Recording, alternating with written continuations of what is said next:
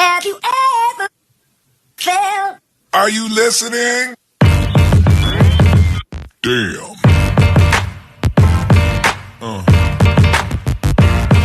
Yeah. Yeah. Yeah.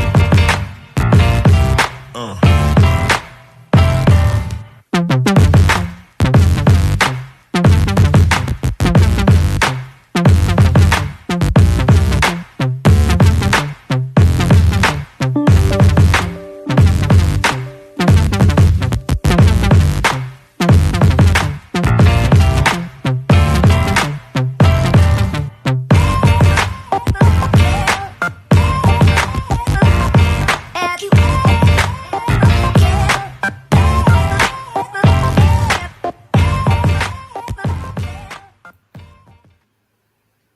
Hey there, it's just me, Shauna D. I just wanted to come back and just recap. I know we had I think it was New Year's Day, we came on and we were discussing love chats with Getting Down with Stephen D. Um, so I just wanted to come back and recap because there was a moment in the video during our live that we had an echo, and it's for about 9 to 10 minutes. So I just wanted to come back and touch base on where we left off because it was kind of hard to hear, and I just think it would be fair to share. You could hear what he was saying, but you couldn't hear what I was saying. So I just want to recap from the echo and kind of, elaborate and fill in the gap, so to speak. So what we were discussing was the stages and different phases of love. And we started with the most obvious, which would be the love between relationships. And so that's where we started. It was, like I said, the most obvious because we were discussing kind of like our own experiences. And this is a space or form that sometimes I'll come on, he'll come on, and usually in the when he's on, he wants to come on together and have that bounce back and forth and see, from a woman's perspective versus a man's perspective. And we're just sharing our own experiences. We're not the experts. This is a safe space, and that's what we're here for. So, like I said, what we were discussing? We were discussing levels of love. And we're going to go through a series of relationships, marriage, children, friendships, um, different levels for your family, as a caregiver, and just general love, godly love, philos, friendly love, and what we should have one to another. When you understand the scriptural basis of love, it bears all things. It doesn't hold a record. In other words, it doesn't hold grudges. As a human, our nature is to hold a grudge if somebody's offended us oftentimes. But that's if you look at the scripture in Corinthians, what it speaks about love. When you don't have love, you're just loud. Think about it. It says a clanging cymbal. You're loud, annoying, and just, So that's what we don't want to be. You can love, and you can love from afar. You can love from a distance. But sometimes we have to learn the characteristics of love. And one thing we're lacking in this day and age is just general care for one another, consideration for one another. I mean, I don't have rose colored glasses on by any means because I know there's times and spaces and there's a time and place for everything. But we have to learn to, as Getting Down with Stephen D says it best, you agree to disagree and you just love the hell out of each other. That is the best thing to do. Agree to disagree and love the hell out of each other. It's just that simple. It truly is just that simple. So, like I was saying, just to touch base real quick to share with you our discussion. So, going back to recap. So, going through that series and talking about the different levels, and I was saying, I was the one that was an audible. You couldn't really hear me. And I was saying to him that there's often love is mistaken for gifts or things. Just, somebody wants to be showered. Those are displays of affection, but that does not demonstrate love. And I asked him to give a brief overview, what he was saying. And again, we were talking about the different parts of it. And it covers a variety of things. And I just want to talk about it between husband and wife. And I may elaborate more. One thing he stated was love is definitely not about the physical. And you guys know what I mean, because this is not for children. It's not about the sex. It's not about the activity. That's just the bonus. And that's what people often get that chemistry mixed up, and it gets the lust and all that, and it gets all confusing. And it makes it hard to think clear. It makes it hard to see clear because now you've gone in and put the physical, the physical aspect of it on. And it gets kind of hairy. We all do need love, truly. And everyone deserves to be loved. Some of the worst people deserve to be loved. A lot of times people are bitter or they are just hard to deal with, cantankerous, let's say that, because they lack love. Not only have they not been able to give it, reciprocate it, show it, or nor have they had it, or they've been in situations where they've had it and they've lost it for one reason or another. The old saying was rather to love and lost than not have loved at all. In some sense, that's true. Everyone needs it. And when we were talking, what illustration came to mind, and some may think like, how can you measure that? But listen to me, hear me out before you judge. I thought about when we were talking, the most purest form of love outside of human to human, or if you have a child, that is the most purest form of love because they don't know how to hate. They don't know how to judge. They don't know how to, often things that mold people's personality is experiences or how they've been treated, whatnot, whatever. But when you think about it outside of children, the most purest form of love is through a domestic animal. And I say this because if you think about it, if you have a pet, most often you have a cat or dog, they can come snuggle with you or cuddle with you. And I've seen some people with some little loving little birds too. But what I'm saying is this. When I thought about when he mentioned everyone needs love, that animal is one of the purest forms. All they want is to be cared for, entertained, fed, and loved. They truly display it in the most purest stage. It's almost like a child. People run out here during the holidays and they go grab these pets and they give their kids pets and they don't understand the responsibility that comes with it. Not just the maintenance and the feeding, the walking, the caring for. It's almost like having a newborn baby. That pet needs love too. Just thought about just companionship alone. We have pets for companionship. And they truly want love with no strings attached. And I reiterated that is really love in the most simplest form. It's just a recap of our conversation. He then mentioned that, everyone wants to be loved as they age, and no one desires to be alone without love. And that is true. That is really true, that no one desires to be alone without love. And as we age, our mindset changes. That's one thing he was mentioning, that we become less tolerant as we age.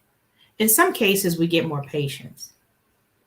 But in some cases, there's others that are a little more cantankerous and then are less tolerant. No one wants to be old, miserable, without love. He mentioned that it's like sleeping with the enemy when you have someone that you have had a long relationship with,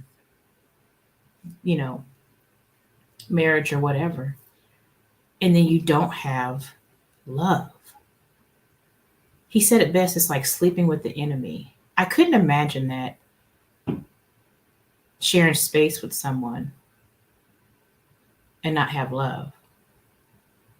It's this stage in my life. Now, we told you that on both of our platforms we'll share our past experiences. I'll come on camera in a little bit. But we shared in our past experiences. When I say that, I was in my early 20s in my first marriage.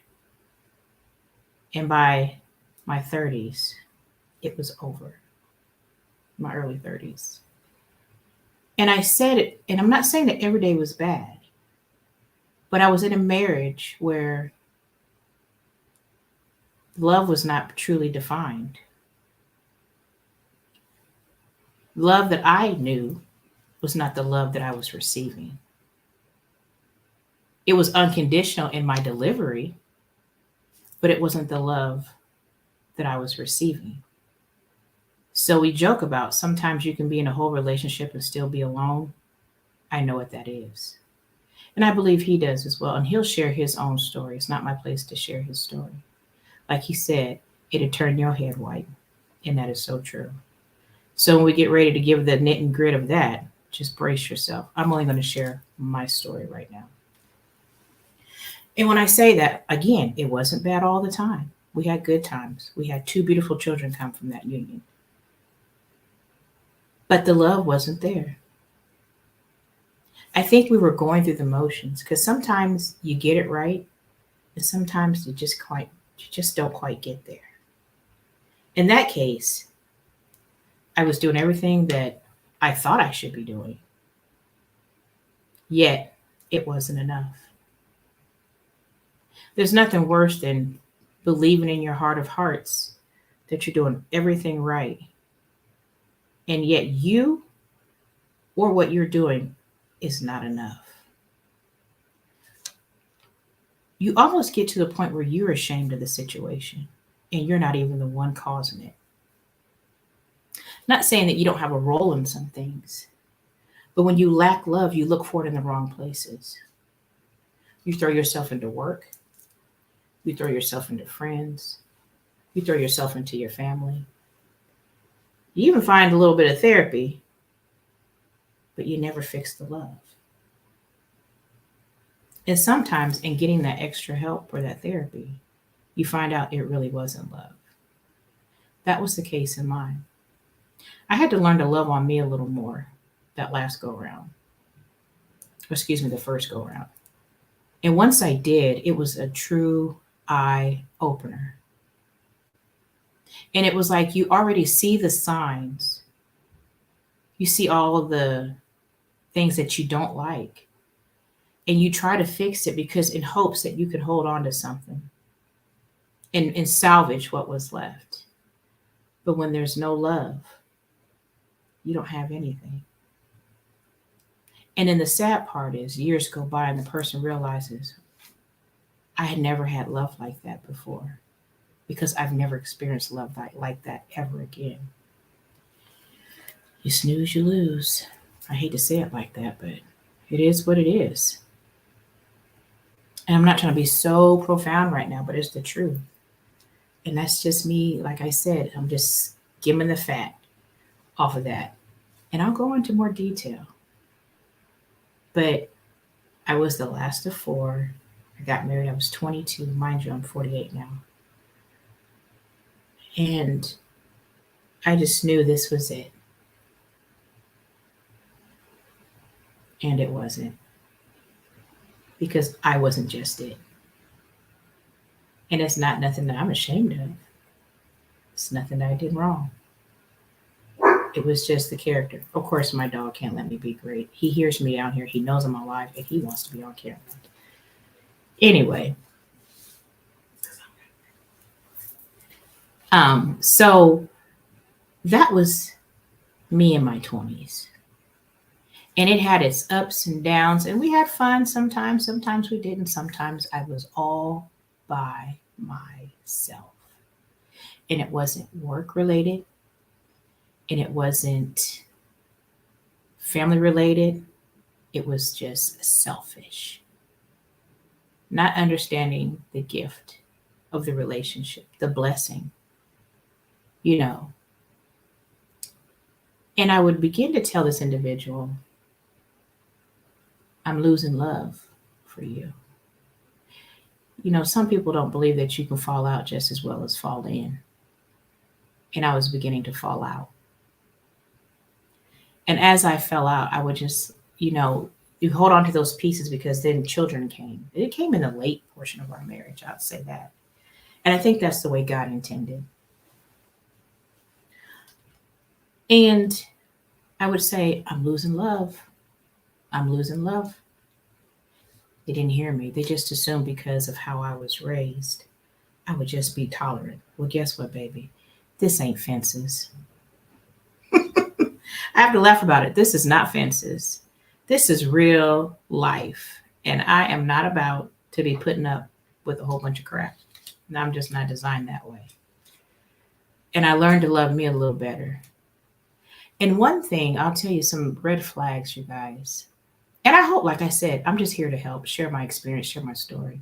Because, like I said, this was a season for us to start watering. And so I say that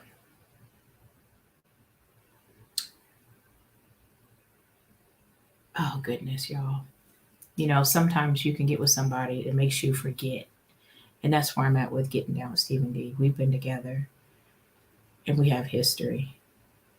He's my best friend and he erased some of these memories. That's what you want. But sitting here discussing the things that I went through, it's almost like I have to bring these things back to the forefront of my mind of what I went through. And it was nothing that was, morbid or anything like that, but it was just the disrespect, the disregard, the dishonor, the disloyalty, the just dismissal of the whole relationship. And like I said, I'm just here to share in hopes to tell you that it's not over just because it's over. Someone is out there for you and they will find you when you least expect it. So, anyway, and it was almost like a cat and mouse game. We were on again, off again, on again. If you've had, listen to me, if you've ever been in a relationship, you've had some stuff. And as I got older, I got less tolerant of the stuff because, like I said, it was not what I knew married life to be. It is not what I saw and experienced love through the demonstration of my parents. It wasn't even normal. I had to say it wasn't normal. And I remember one moment, the individual, which was my ex, he said, "Do you think this is going to be like what your parents have?" I said, "Well, heck, I hope it's something close." Crickets and tumbleweed. Now, this is not a bashing session. They have grown, matured, and they understand now. And that's a beautiful thing. And my hope is for always to tell them, I wish you nothing but the best. I wish you to feel the love that I have right now. I hope that you find it. Karma is real. That's all I'm going to say. Karma is really real. And so is vengeance. But it wasn't mine to get. I was just able to see it in this season of life. Not a bad person. He just didn't have the example. And my parents were the closest example. And it wasn't for lack of trying, but they were the closest example he could have. So you want to talk about what you're a product of. He was a product of infidelity. So that's what he knew. And so that was kind of, when I look back in hindsight, oh boy, he won't let me be great tonight, will he? When I look back in hindsight, it's like I have to realize there was no example. There was no teaching. I mean, they had relatives that were, some of them honored theirs and some didn't. But I had to look at and see the environment in which he came from, which spoke a lot about how they ended up. Not to say that you have to be a product of your environment, because people do defy generational curses. People do defy generational issues or bad habits from, family members or whatnot. You don't always have to be the product of your environment. That's a beautiful thing. You can make a conscious decision to not be that way. But I'm not going to get off track. That's for another time. I was just saying that the love wasn't there in the magnitude that it should have been. Chemistry, but without love, it's really hard. I mean, we said the words, we wrote the words, but it's truly an action. And I didn't think I had enough for both of us. In one case, it was like I had to love me more and let that go. But I didn't expect to love again. And I did. To my best friend. But like I said, to get back to what I was talking about, we were talking about when we get older. And speaking, I mentioned that love does get better with age. It's almost like a fine wine. They prepare it, it gets fermented, and the longer it sits, the better the grade is. And it changes as you age. And we're just recapping on the parts that you guys missed. And I'm just elaborating on what I was trying to squeeze out of him the other day, but he just wouldn't let me. But we're saying love changes as you age. And I mentioned that, loving someone, having chemistry, but you have to have more than just the chemistry. It's the bonus, true enough. And I truly feel that, the passion, and I put it like this. It's almost like a fire. And you hold on to that flame until that last ember. And that's how I feel. And that's what he was saying. When you enter a relationship, you do have a measure of chemistry, but you can't always go off of that. As you mature, your love matures. And it changes dramatically as you get older. I mean, I love to seek the wisdom of the elders because they can best tell you, baby, that ain't worth the argument, sweetheart. If that's all it is, just slide the shoes over. Sweetie, just push it back over on the other counter. Some people throw things away for the slightest, the most minuscule thing. And then you regret the love you lost. Because that same love that person had, they've now developed for someone else. And you're no longer part of the equation. Where if you just had a little more patience, a little more understanding, and a lot more maturity, you would still be there. Some things warrant the separation. But when it's not abuse, infidelity, abuse comes in different forms too. But when it's none of those reasons, that is not a good enough reason to throw something away. Oh, he didn't make the bed. I want a divorce. You know how silly you sound? Do you know how silly you look when you look back and you're constantly pawning over someone that has moved on? That's not just for ladies. That's for men as well. I've seen it. It's sad. It is so sad.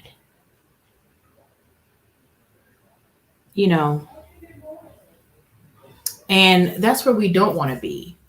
Because then you become venom, you become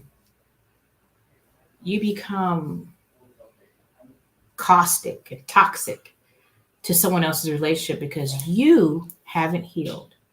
And usually the one that does that is the one that threw it away prematurely. We got to be careful. We got to be so careful on how we treat people. We got to be so careful And when you lose a good thing, it's hard to find it. If you get it, if it comes around twice in a lifetime, you are truly blessed. Sometimes it doesn't come back around. And I'm not saying settle or whatever. We are wise enough to know what feels right, what feels wrong. We're smart enough to open the good book. For an example, you have so many and if it's worth it, people fight for it. Not in a sense of um, being combative, but in the sense of we gonna make this work. Because like we mentioned before, it needs maintenance. It's just like a good old machine. You may have bought it in 2018, 2019. It's like a good old vehicle. Are you going to drive your car without an oil change and maintenance? You're not. Are you going to ride your vehicle from the time of purchase to the time of the wheels fall off without changing a tire? You will not. You get it checked regularly. You drive it for long distance. You get your oil changed. It's just that it seems remedial to say it that way, but it's just that simple. You got to take care of it. And if you take care of it, it's going to take care of you. Just that simple. Why are we doing a series on love? This is where we're starting on a series of love. This is not all that we will be. We're just sharing. And I'm just going to tell you from experience, it takes maintenance. It's not hard. I said that before. It's not hard, but you got to be willing to put your portion of work in to get it. You got to put your portion of work in to reap benefits. We just can't lay back with bonbons and expect heavens to rain down gifts and blessings. That's not how it works, ladies. Same for you, gents. It doesn't work that way. Same for you guys in whatever relationship you're in. It doesn't work that way. It's a team. I know in some marriages, if the man's a breadwinner, he takes care of everything and the ladies take care of the little things. That's how it's set up in our house. But there's been a stage of he takes care of it all. So ladies, when you have that, you make sure you're his peace. You make sure you care for him. You make sure you keep it comfortable. And it's not saying, I ain't finna do that. I'm nowhere in a new day and age. And it goes both ways. But when you have somebody that works hard for you, works hard for their family, it's a give and take. And the little things that you do matter the most. Even if it's washing the work clothes, or if it's making the lunch, or if it's drawing the bath, or if it's laying the work clothes out. Simple things like that will go a long way with someone. Then you can enjoy the big things. You have to take those getaways. That's part of your maintenance. You have to rekindle. You don't reinvent, you rekindle. Because reinventing is something. It's almost like you're changing everything about it. Now, if you want to, that's your business. But it's almost like it's something that's refurbished. We can make it better. We can grow. You do new things, travel. As you get older, you want to slow down and travel. Because when we're young, we're like the rat race, want to get everything done so we can build up to live a soft life. And living that soft life is when you really reap the benefits of your labor, when you do your planning for your latter years. That's living a soft life. Because if we live the hard life the whole time you're in it, that leaves nothing. Because you've gone through it all. Now, some people do that. But plan. Be comfortable. Pace yourself. And don't rush it. Don't rush it. It doesn't come easy. It just takes maintenance, takes work. If we're all willing to put a little bit in, that's what matters the most. If you're willing to put the work in. Are you? That's the recap on relationships with, man and woman, husband, wife, with your significant others. But then we talk about your love of family or your love for your children, your love for your friends. And we're in a day and time where check on your quiet friends. Things aren't the same. We've seen that with the recent events going on. I don't want to bring light to dark situations, but we know what's out there. We know what's going on in this world. And so we have to want to treat people. I'm just shifting, guys. Follow me. We want to treat people how we desire to be treated. We should treat people how we desire to be treated. It's almost like fire in my ears, not in a good way, when I see people that once cared for each other, once had a camaraderie, once had a friendship, and they do nothing more to spend their time just tearing each other down, piece by piece by piece. Every day, day in, day out, spewing venom, incurable venom, because those words hurt worse than the physical altercation. That's sad. So then you want to have, we team up and say, oh, that's the immaturity of the whole situation in my aspect. Sometimes, like I said, we can agree to disagree and love to hell each other. If something has expired, it just expired for whatever reason. We have to accept it and move on. I don't know why it's so hard to move on. It shouldn't be hard to move on. But in some cases, it's difficult for some people to accept and move on. Time will bring about change. Sometimes change is good. Sometimes change isn't so good. Sometimes it's not comfortable. That's all a part of growth.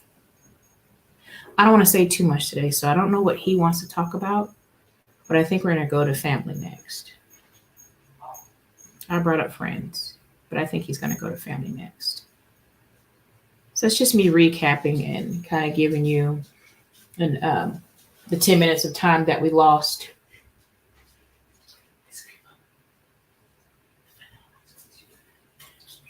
The 10 minutes of time that we lost. I have people talking to me in the background, y'all. I'm trying to keep it clean and keep it nice. And you know what? It's reality. It's what you get when you do a live stream. I can't edit this.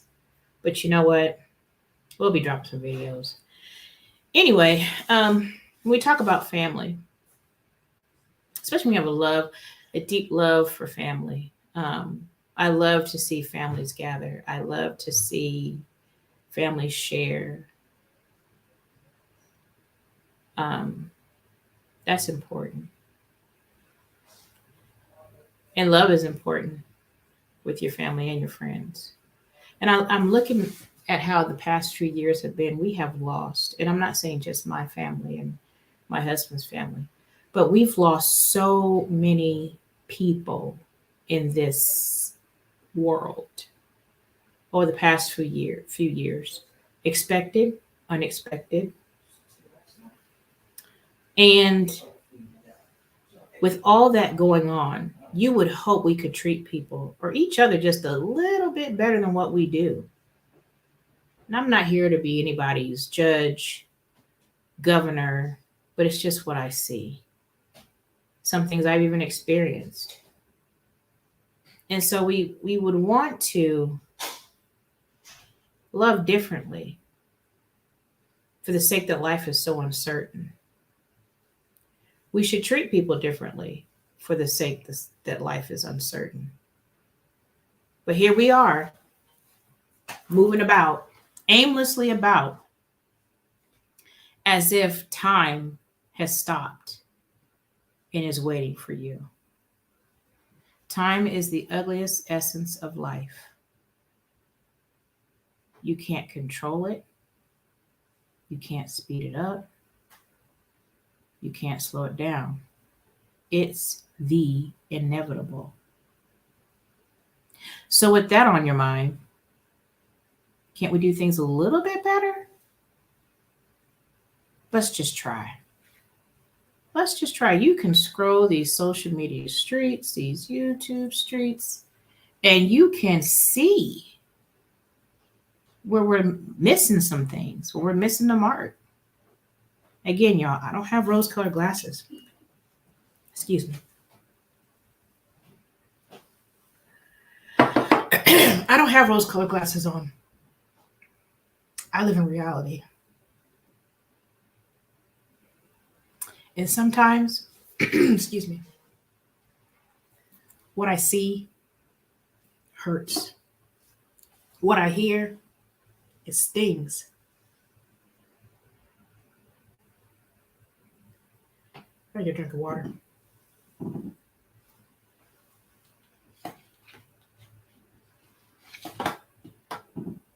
Excuse me, y'all.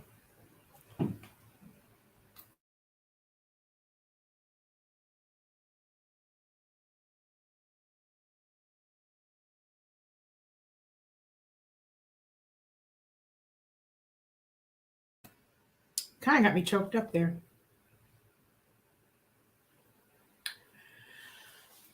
Because you never know what that last is for somebody. You never know what someone's breaking point is. If something happened, I'm just going to share this briefly. Something happened. Maybe I'll come on camera. But something happened about a week ago. And it was to somebody I know. It was an altercation over something almost as small as $2. And it got so bad. There was an exchange of words. I'm just telling you what I know. There was an exchange of words. Hold on, y'all. I gotta get a Kleenex. My eyes are watering.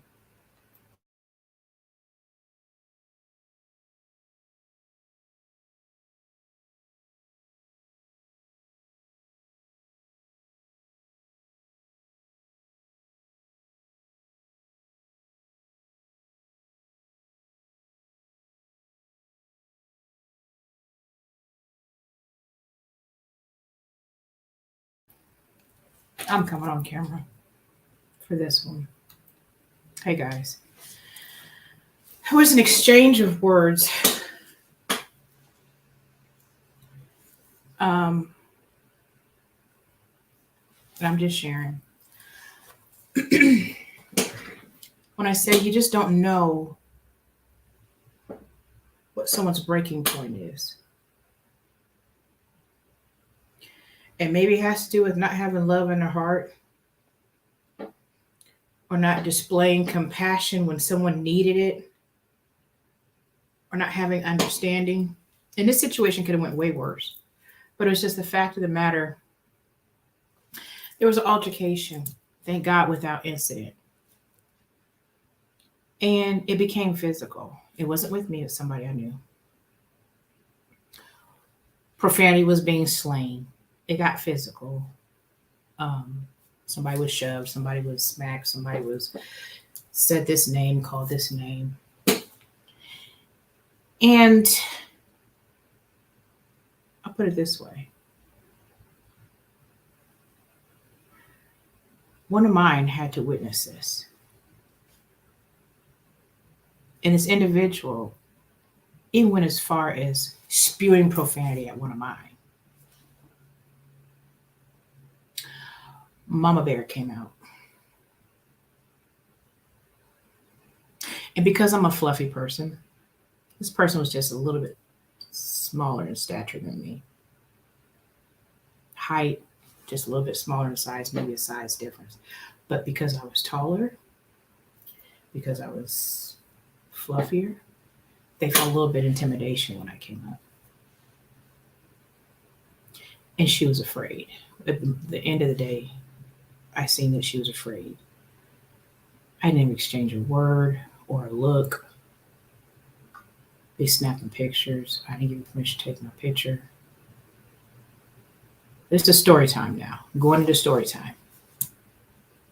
But because we have the right to bear arms, I guess she got scared and she got her firearm because she was scared and we hadn't even exchanged words. Now, I know I have an RBF.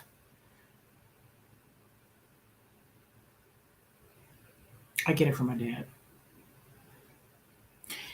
And no telling what I was looking like because it was my offspring was being spewed profanity at. But at that moment, I realized she wasn't reachable. She was out of control. And I so wanted to exchange words, but I knew that was what they wanted. And I couldn't give it satisfaction. So I retrieved my youngin', but I noticed the body language. Body language speaks louder than any action of getting your heat or whatever. And they began to walk around. When I would step, they would walk around to create distance. And I was like, oh God. She was afraid. And that fear alone could have went south. Somebody had to exert self-control. I did. I retrieved my youngin', went on about my business. But I had to think about, after I got home and got settled and calmed down,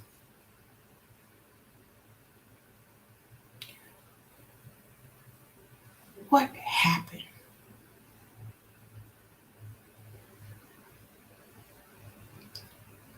What happened moments before to make someone so upset? I don't know. That's why we have to be careful. That's all I want. Just be careful how you treat people. You just never know what that person's last straw is. You don't know what they're going through. You don't know what diagnosis the doctor just gave them. You don't know what family member they just lost. And it was just that one more thing that somebody else did that stirred that in that individual. And it all could have been avoided. Thank God nothing happened. No incident whatsoever. But it's the fact that we are in a day and age, you just don't know what's wrong or what's going through somebody's mind. But yet, we poke the bear. We poke the bear and expect him not to wake up? Excuse me? What fairy tale you reading? Because I'm not going to go around poking the bear. I'm just going to tell you. I'm going to stroke the bear. I'm going to stroke the lion's head to get my hand out his mouth. I'm not making light of it, but it's the reality. We got to stop poking the bear. I'm just me. You do you how you do you. It's just me, Shauna D. Take that with you today. Before you react, before you respond, consider. Are they going through something? How can this end up? Think. It's just that simple. Think before you speak. All right, guys. That's it today. That was my little bit of story time. It's just me, Shauna D. And I don't know where my picture went. Signing off. We'll come on later in this week with getting down with Stephen D and see what he wants to talk about. But that's it for me tonight. Have an amazing day. Find your purpose.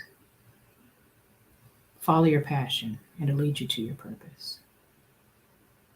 Stay well, stay safe, and always be blessed. Until next time, guys.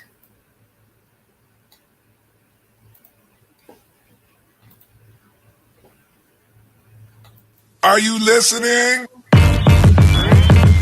Damn.